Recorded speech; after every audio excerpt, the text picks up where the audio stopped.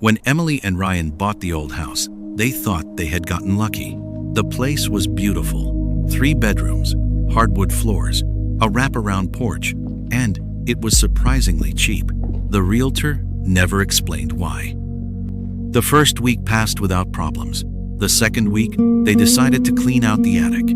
The space was packed with old furniture, covered in dusty white sheets, broken lamps, boxes of yellowed photographs. And in the far corner, hidden beneath a tarp, stood a massive antique mirror. It was nearly 7 feet tall, dark wood frame, black stains creeping through the carvings. It looked centuries old.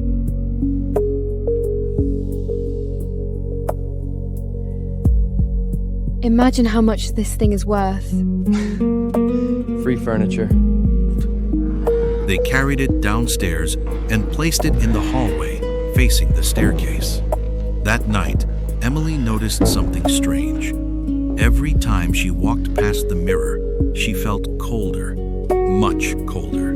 Even during the Florida summer heat, Ryan brushed it off. Old houses were weird, but the feeling got worse. 3 nights later, Emily was walking to the kitchen when she glanced into the mirror. For a split second, she saw someone standing behind her.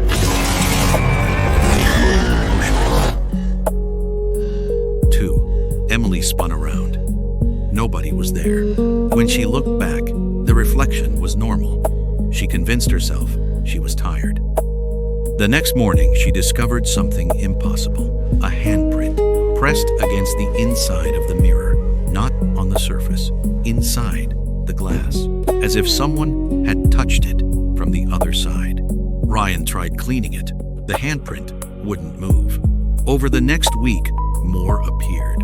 Small hands, large hands, dozens of them, all trapped beneath the surface.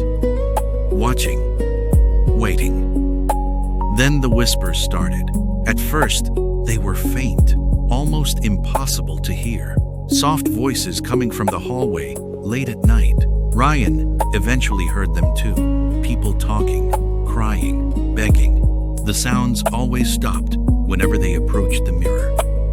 One night, Emily woke around 3:13 a.m. She found Ryan standing in front of the glass, perfectly still, staring.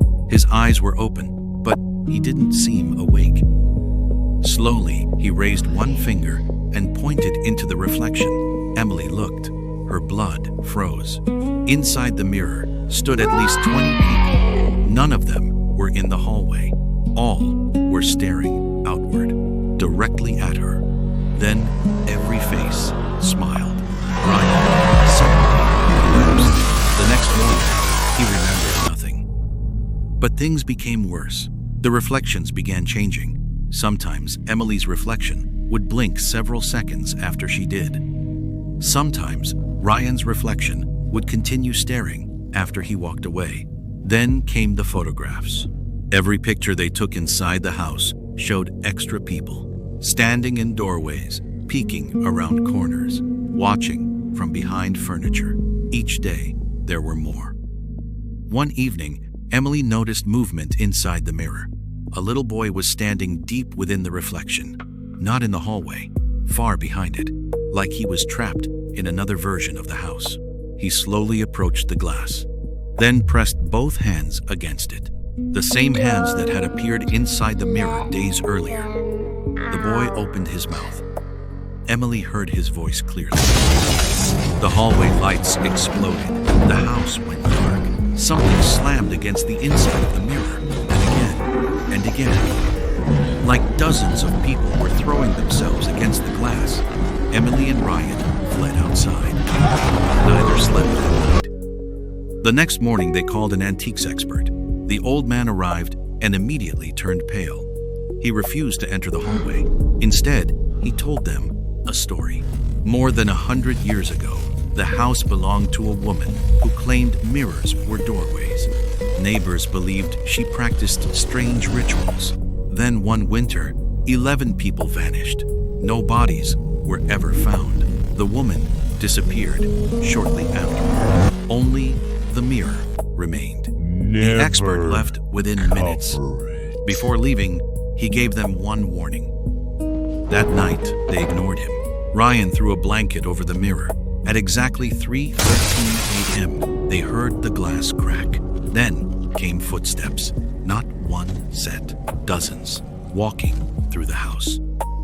Emily opened the bedroom door. The blanket still covered the mirror, but beneath it stood shapes, human shapes, moving, breathing, trying to climb out. The fabric stretched as hands pushed against it from underneath. Then a voice whispered from behind the blanket, a voice that sounded exactly like Emily. The lights died. The security cameras stopped recording. The next morning, police found the house empty. No sign of Emily, no sign of Ryan, no signs of a struggle. Only the mirror remained. And if you look closely at its reflection today, you can still see a terrified couple standing deep inside the glass, pounding desperately to get out.